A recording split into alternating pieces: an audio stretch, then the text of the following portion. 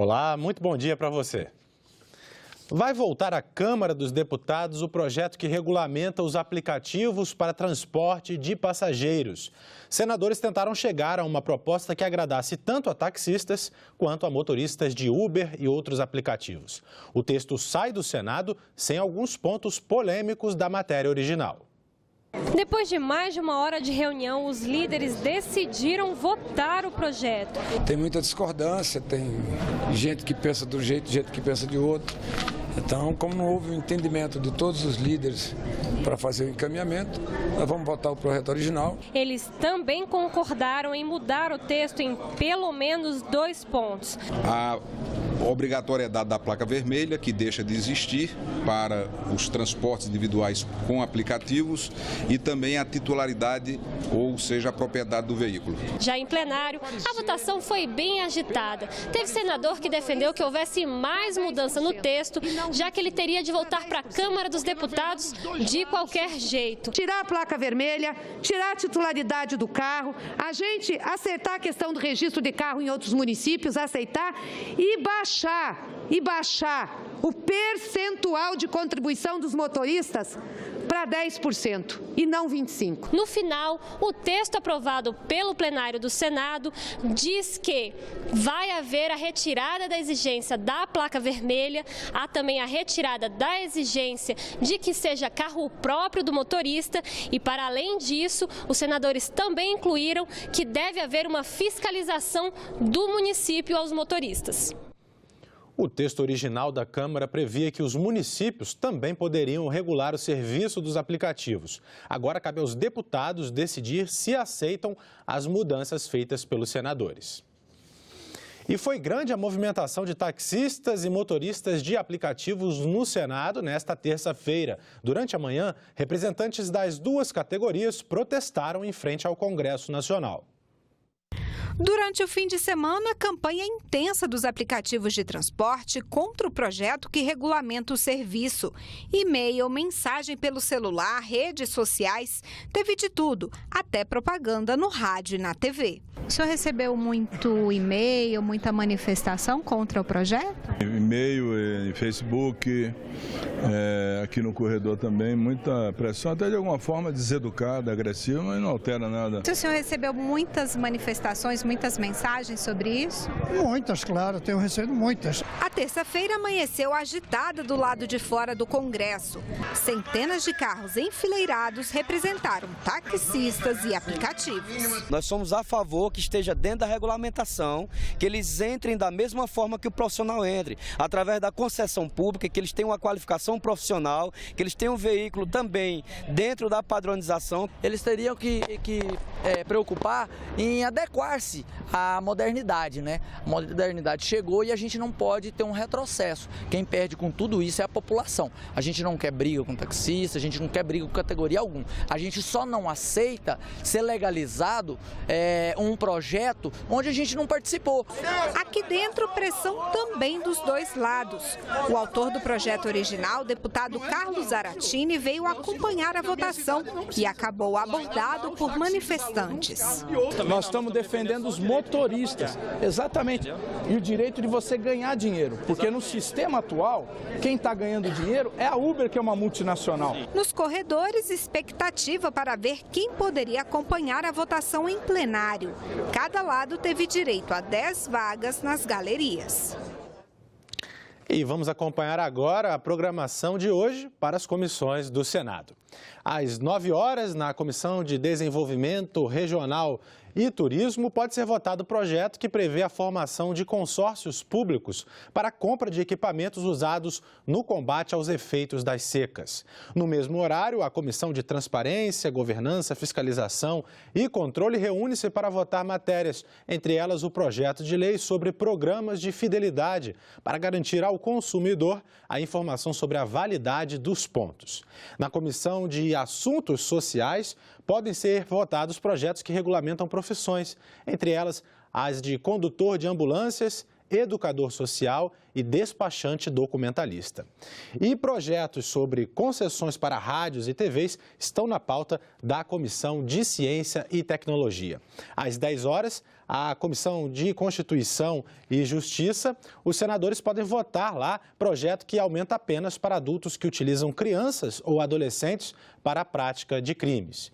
E às 11 horas, na Comissão de Direitos Humanos, um dos itens na pauta determina a obrigatoriedade nas maternidades de oferecimento de serviço de orientação sobre o aleitamento materno. A Comissão Mista de Mudanças Climáticas discutiu nesta terça-feira o cenário atual dos biocombustíveis e da bioenergia no país. Representantes do governo e da iniciativa privada analisaram os números do setor e as projeções para o futuro. Segundo dados do Ministério das Minas e Energia, 1 a cada 3 municípios brasileiros possui alguma produção de biocombustível, usinas de etanol, biogás ou bioquerosene. O que traz, de acordo com os especialistas, grandes repercussões econômicas e ambientais. A gente gera mais de 1 milhão de empregos diretos. Na venda total, esse valor pode chegar até 3 milhões de empregos. Existe uma variação sobre o domínio. Mais de 1 bilhão de toneladas de CO2 foram evitadas em 40 anos, que equivale a 6 anos das emissões totais da indústria brasileira. No caso da bioenergia, aquela proveniente de fontes renováveis, o Brasil busca cumprir metas estabelecidas perante a comunidade internacional até 2030. Dos compromissos foi o fornecimento de energia elétrica para ao menos 23% até 2030, com aumento da participação de eólica, biomassa e solar. Isso sem contar a energia hidrelétrica. 17,5% de nossa matriz de origem renovável vem da cana-de-açúcar. O representante do setor sucroalcooleiro citou pesquisas científicas que relacionam o uso do etanol com a melhoria da qualidade do ar em grandes cidades. Esse foi um estudo realizado pelo professor Paulo Saldiva, da Universidade de São Paulo, na Faculdade de Medicina, e ele apurou que se nós não tivéssemos o etanol, seja na adição na gasolina, seja no etanol hidratado, que é utilizado nos carros flex, nós teríamos um acréscimo de 430 milhões de reais por ano por conta de doenças causadas pela poluição local nessas grandes cidades. Os participantes da audiência pública acreditam que o Brasil está longe de utilizar todo o potencial dos biocombustíveis e que o país vem sofrendo prejuízos. Então nós estamos diante de um cenário mundial que os olhos do mundo estão olhando para nós. Porém, as respostas que nós deveríamos dar para nós mesmos, e não para o mundo, mas darmos a resposta para nós, elas estão sendo, de alguma maneira, procrastinadas. É impossível imaginar, num país como o Brasil, com a potencialidade que tem para a produção de biodiesel e outros biocombustíveis, estarem importando diesel, que esse ano deve chegar a 12 bilhões de litros, aproximadamente 6 bilhões de dólares de divisas que o Brasil poderia estar amenizando nesse processo. Também nesta terça-feira, a Comissão de Meio Ambiente realizou audiência pública para debater a revitalização de bacias hidrográficas. Essa é uma das políticas públicas que os senadores acompanham ao longo desse ano. A representante do Instituto Aplísia apresentou a restauração fluvial promovida pelo projeto Renaturalize, no estado do Espírito Santo. Restauração fluvial refere-se a medidas ecológicas, físicas, espaciais e de gestão destinadas a restabelecer o estado natural e funcionamento do rio, com o objetivo de melhorar o quê? A qualidade da água do rio, do sedimento, da biodiversidade, da recreação, gestão de inundações e desenvolvimento da paisagem. A convidada explicou que a restauração de rios é cada vez mais comum na Europa. Eu dei um print screen do River Wiki. É um site que vocês podem consultar de restauração de rios europeu. Lá existem uns 800 cases de restauração de rios, não só na Europa, mas também nos Estados Unidos, Canadá. E cada um conta qual foi o custo da restauração, o objetivo da restauração, o que foi feito. E lá vocês vão encontrar o nosso projeto também, que é o único projeto do Brasil que está dentro desse site, que é o projeto Renaturalize. O professor Apolo Lisboa, da Universidade Universidade Federal de Minas Gerais, explicou que a crise hídrica que vivemos hoje é fruto de 30 anos de mau uso das águas. A conta apareceu agora. E você não vai resolver isso rapidamente, porque serão necessários anos e anos de chuva para repor o estoque que foi dilapidado de forma irresponsável, provocando o que a gente chama hoje de novo fenômeno da seca. É a seca subterrânea. A seca subterrânea não é aquela seca que o Portinari pintava nos seus quadros, lá no Nordeste, porque não chovia. Essa seca, atualmente, não é porque está faltando chuva. Não é por causa de mudança climática apenas. Ele defendeu o desmatamento zero como única solução para a falta de água crônica. Esse projeto Brasil Celeiro do Mundo, que transformou o Cerrado numa monocultura extensiva, desmatar o cerrado com todas as suas frutas e animais, permitiu irrigar o cerrado com poços profundos, tubulares, e retirando água de alguns rios, de uma maneira descontrolada totalmente. E nós destruímos o cerrado e tiramos a água toda. Por isso que o Rio São Francisco está secando. Eu acho que foi produtivo e foi uma aula para nós. Muito obrigado a todos e a disponibilidade de ter se deslocado dos seus estados de origem para estar aqui conosco nessa manhã. Novas regras para o FIES, o Fundo de Financiamento Estudantil. A Câmara aprovou nesta terça-feira a medida provisória que trata do assunto. Entre as mudanças, acaba a carência de 1 ano e 6 meses após o término da faculdade para que o estudante comece a pagar o financiamento. E ainda, nos contratos assinados a partir de 2018, os beneficiários terão juros zero.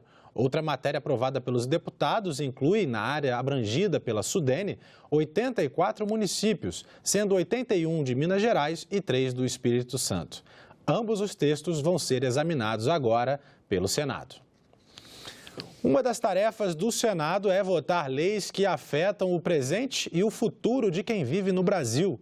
O que muita gente não sabe é que a Casa Revisora do Congresso Nacional também tem um compromisso com o passado do país. Não apenas guardar a história, mas também restaurá-la. Trabalho do Museu do Senado. O estado de conservação e manutenção dessas peças é uma maneira de você exatamente dar sequência na lógica da história. O objeto em si é exatamente o que nos dá a comprovação de que aquilo é verdadeiro. Lixar cada centímetro da peça. Limpar documentos com produtos que devolvem ao papel a sua cor original. Tudo feito com equipamentos desenvolvidos especialmente para esse fim. Se documentos se perdem, se obras de arte se perdem, se mobiliário histórico se perde, se legados históricos se perdem, você não tem como contar ou resgatar uma história passada. Uma das principais atribuições do museu está exatamente em manter esse patrimônio no melhor estado de conservação possível. O Laboratório de Restauração recupera móveis, quadros, peças decorativas e gravuras como esta, da artista plástica Tomi Otaki. Ela é uma artista que veio para o Brasil em 1936. Essa obra se chama Tanabata, de 1972. Aqui nós temos várias gravuras dessa artista. Esse aqui é a 13ª gravura das 30 edições que ela tem aqui no Senado. Cada peça recuperada ajuda a ambientar locais como este, recriando um período pouco lembrado pelos brasileiros, quando entre 1826 e 1960, o Senado Federal teve como sede o Rio de Janeiro. O cenário onde essas pessoas estavam sentadas ou reunidas, então as obras de arte que estavam ao fundo, a cadeira na qual o grupo se sentou, a mesa na qual o grupo se sentou, a caneta com a qual foi assinada, a pena com a qual o documento foi assinado, esses são legados históricos que são o testemunho de que uma determinada coisa é verdadeira. Até que as obras voltem a ser exibidas para o público, existe um trabalho de bastidores minucioso, um processo desafiador que garante longevidade às peças, como o que aconteceu com os lustres que decoraram o Palácio Monroe, no Rio de Janeiro. Quando foi demolido, os lustres ficaram para o Senado, então ele foi encaixotado e trazido para cá, para Brasília. Devido a eles estarem guardados há muito tempo, foi ficando enferrujado e com bastante corrosão, e a gente tirou eles e desmontou um por um, trocando toda a fiação e higienizando cada pecinha para conseguir chegar a esse trabalho que ficou o lustre agora. A difícil missão de resgatar a história é recompensada quando o que estava empoeirado e enferrujado volta a ter vida. Você tendo esse tipo de material, essa história, poder conservar para que futuras gerações tenham acesso, é um valor assim imensurável, é muito gratificante.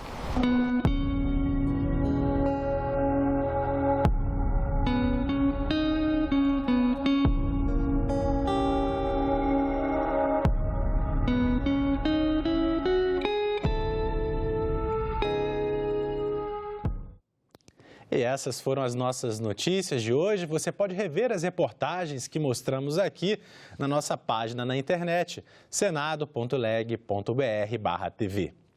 Obrigado pela sua companhia, pela sua audiência e até a próxima.